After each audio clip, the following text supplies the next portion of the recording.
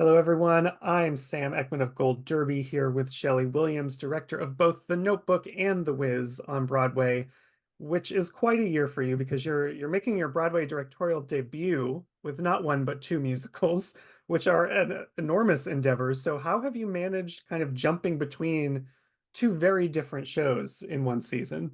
Well, I'm fortunate that they're very different shows because they do represent very different sides of myself. And they don't overlap at all. So it is really incredibly helpful that I'm not doing like two epic love stories in a season,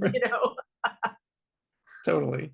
Um, And and also, what it's is also helpful that they're across the street from each other. you can just walk back and forth, sure. Uh, Yes. has it, what is it? I mean, Broadway is, kind of like the pinnacle of theater for many people. It is the center of the theater world for many people. What has it felt like having this much happen at once for you? It's the most incredible feeling ever. I've had the privilege of being on Broadway as an actor twice. I had, the privilege of being an associate director.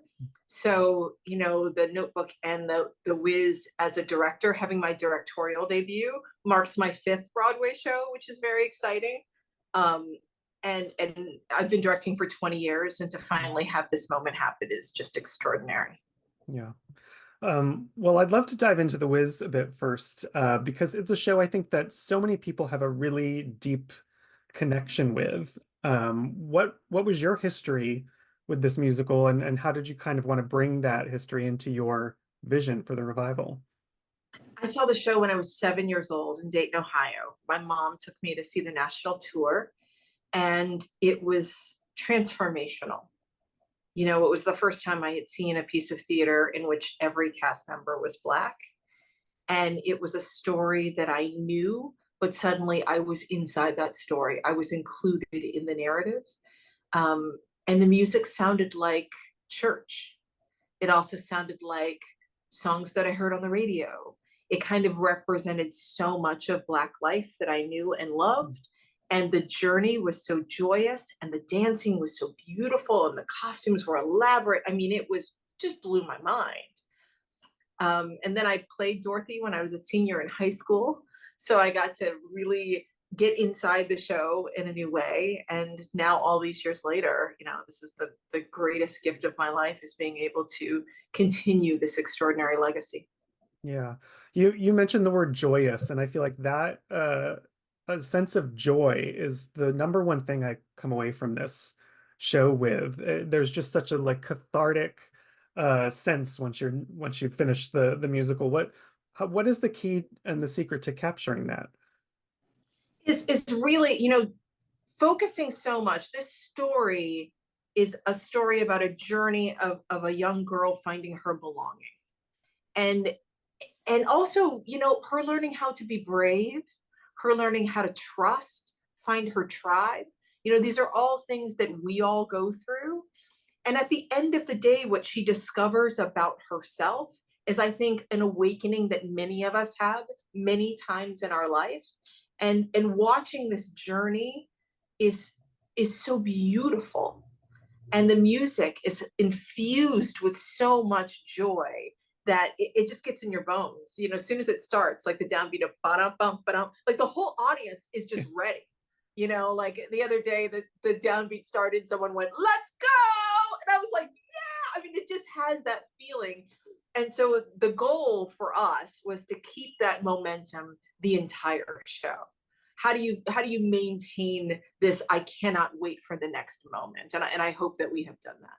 Yeah, it's a really fun atmosphere to be in. And you've taken this on tour prior Mhm. to Broadway.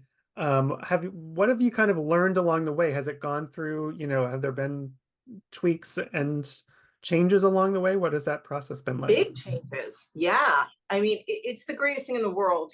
Anytime anybody's doing, whether it's an out of town production or a show that's going to do a tryout like we did on the road before coming to Broadway, it's a V.1. And the whole goal of it is to be able to look at it, have a little perspective, think about some things. So maybe you were on the fence on before, and make some big swings.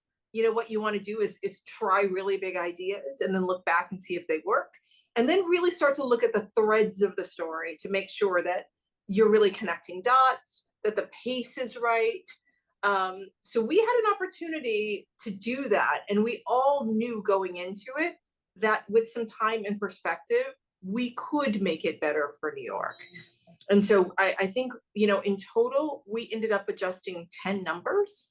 Mm. Some were full overhauls, a lot of scene work, that we really wanted to make sure, to the best of our ability, that we were putting in our best efforts. Yeah. And you have a really incredible group of young leads here, like Nichelle Lewis, who's Dorothy. And, again, people have such a history with this show. What is it like kind of pulling out a unique performance that's all their own when there is such, big shoes for them to fill and preconceived notions coming in? Well, the most important thing is to find a person that walks in with that individuality. Nichelle just radiates light, and you definitely want that in your Dorothy. She was like the right age for the role, sings like an angel, and has both the technical prowess to pull off this piece, which is, Dorothy is a very difficult show to sing, but also has that intangible, which is, when I heard Stephanie Mills and I listened to the cast recording, she sounds like church. And so it was also like, how is she touching, the musical touchstones that the Black community is looking to hear, which is not always a musical theater sound. How are we authentically feeling like us in all of the moments? And that's something that I really wanted to make sure that all of our leads captured, which was their unique and beautiful gifts were being utilized inside the score, in a way that feels very natural. Yeah.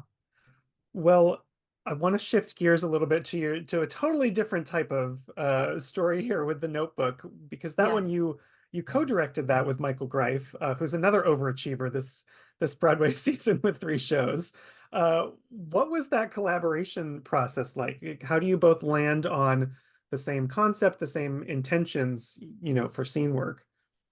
Michael and we've been friends for a long time, almost 30 years. And so we genuinely like and respect each other, which is the greatest gift in the world, not having to navigate this while also getting to know someone, right? The one thing that we have a lot of things in common, but one thing that we do have in common is we have very similar taste. We might have different approaches at how to get to something, but if something works, 98% of the time we're like, yeah, that's it. So what we were navigating in rehearsals is ensuring that when we wanted to look at something from different perspectives, and we are very different directors, we have different styles, that we were always leaving space to try. We could always play and explore. And at the end of the day, in conversation with the actors, we found what we felt was the truth in that moment. So it was just a lot of good communication. And, listen, when it works, it works. There's just, it isn't about who gets credit for that moment. It's about we all win together. Yeah, and one of the conceits that is used to tell this story is there's 3 actors playing Noah and Allie each for different ages and of different races. And I loved the way that you synced them up in certain areas to sort of get that sense of a combined story. Um, and I'm just curious how much exploration was involved in finding that way in, and did you always know that this was the way you're going to tell the story? But we always knew that there were going to be these overlaps because those overlaps happen in life, right? No matter how many times, I'm 53 years old. I just turned 53, and I just had a first, right? And I've had, probably, I don't know, 7 or 8 epic firsts in my life, and the feeling is the same, right? The first time I became a mom, my first Broadway show as an actor, my first Broadway show as a director, the first time I fell in love, right? There are these moments that inside you, intrinsically, you get like all of these feelings that remind you of another epic moment in your life. So it felt very natural that they would sink in, or that like a new moment would elicit a memory of another time in your life that that happened. So that to me just felt like life, right? And then we Hmm. had the incredible choreographer, Katie Spellman, who found beautiful ways that connect these actors with gesture. You know, it's funny, I look at pictures of myself or old videos, and I do some of the same gestures that I did when I was like 5, right? So these are all like beautiful observations of real life, and how connected our soul is to who we are and how that manifests, you know, physically and otherwise. Mm. Yeah, and at the same time you're doing something new with the story like that, there's also, it's an adaptation, a famous story, and like everyone has seen the big rainstorm moment where Ryan Gosling and Rachel McAdams are making out in the rain, right? So Yeah. how do you deal with that and reinvent a big moment like that? Well, if you're going to do the Notebook, there is no way you're not doing that. Like we're not, you know, we're all smart enough to know there is an expectation here and we need to deliver that expectation. The really cool thing about doing rain in a theater is that it feels infinitely more magical than watching rain on a screen, right? So there's something exciting and it feels like, how is this possible? And it's really extraordinary. So that was fun, and we knew no matter what, we were definitely doing that. Yeah.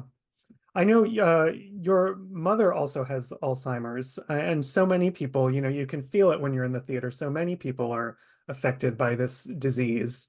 So how did your experience with that kind of inform the way you're approaching this story? A lot, a lot. The story resonated with. I mean, there's a number of us that are a part of this Yeah. production that are connected to Alzheimer's in some very deep personal way. Um, and you know, it's interesting. I call it a quiet musical. Marianne calls it an offering. You know, it's a different kind of a show.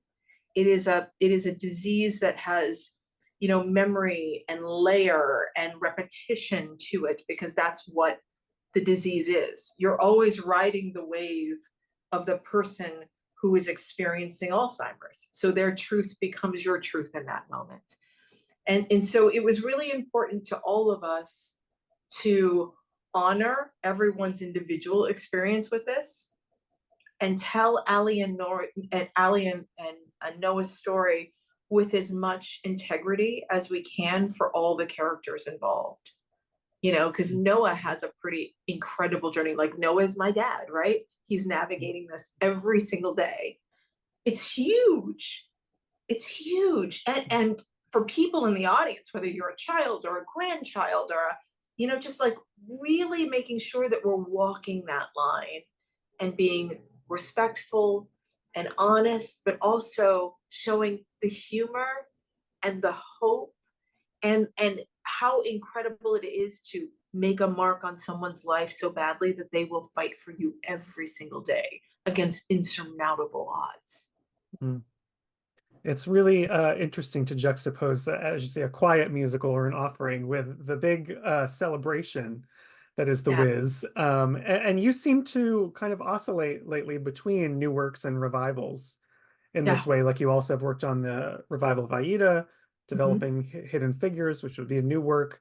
Um, is there a different kind of creative approach you need for one of those jobs versus the other? How different are they for you? Yeah, very different. You know, it's interesting. I was texting with Tim Rice yesterday. We had a production of Aida that closed yesterday in Holland, and Tim and David Henry Wong and I were all texting each other yesterday. And you know, when you're working on a revival, and everyone is kind of different. You know, the originals on The Wiz are no longer here, so I didn't have the original collaborators to work with on this. I did have wonderful new collaborators to work on this. You know, Amber was able to really sit down and I think restructure the book in such an incredible way to make The Wiz feel, you know, our goal was to make it feel timeless, for it to have like bits of nostalgia, for young people seeing it today to feel like this show belongs to them, and for people who've experienced it before, that we are not negating your memories, we are fully embracing the legacy of this while also taking you on an unexpected journey. But we had a lot of freedom because the estates gave us permission to go forward, and they trusted our taste. On something like Aida, we're in a deep collaboration with, Tim Rice wrote some new lyrics and David Henry Wong rewrote the book. And we're looking at the structure of something that we all love. And we're trying to figure out, what does it feel like 20 years later? Do these moments still resonate? Is there a different, more, different way to tell the story that feels like it's important for this moment? So they're very, very different processes. When you're working on a new musical, the easy thing about working on something that's already there too is like the structure is there, right? When you're working on a new musical, you're like, there's a big plot hole here, or like, how does that connect? What's going on? Like, you just have to be a little bit more rigorous in the dramaturgical side of things to make sure all the pieces fit together, because it hasn't been proven to work yet. And so there's an enormous pressure on a new musical to really, ensure that the structure is tight, whereas you don't necessarily have that in a revival. That's already been proven. Right. Well, these two shows that you're making your Broadway directorial debut with also mark a crazy statistic that you're the first Black woman to direct a Broadway musical in almost 50 years, which is an insane thing to think in your head. What, like, when you hear that statistic, I think it was like 1980 was the last time. What goes 76. through your head? What Like goes through your head? 1976. It's bananas. When I looked and I was like, who are the other Black women who've directed musicals? There's one. Just one. Vinette Carroll. And she directed two. And the last show she directed was in 1976, Broadway. She went on to have a beautiful company, and she's an amazing creator. But it is absolutely, like, I couldn't believe it. I couldn't believe it. I had the privilege of meeting Debbie Allen the other day. She came to see The Wiz, and I fully lost it. Like, I fully just started like weeping, like ugly crying, because she was the person. I was like, I have been literally chasing you my whole life. From Fame to Sweet Charity to, like, everything that she has created. And then she was the first Black woman director I had seen with my own eyes on Broadway. And she directed plays. She didn't direct musicals, which is insane to me, because who should have directed Broadway musicals? Debbie Allen. Are you kidding me? When she tells you stories about Bob Fosse, you're just like, what is happening? Like, she is Broadway, so it really does feel so crazy to me that it's taken this long, and it won't be another 48 years. Like, that's definitely, like, but it is, I'm so honored to be working on shows that I love so deeply. And I do believe that having a Black woman in the position has made the pieces richer and more thoughtful. And I think going forward, when Black women are at the center of shows, it is important to have Black women behind the table to tell the stories with authenticity and integrity. Yeah. And there have been a lot of shows about Black women. A lot. Absolutely. Well, we look forward to hopefully many more, and as you said, many more told with integrity.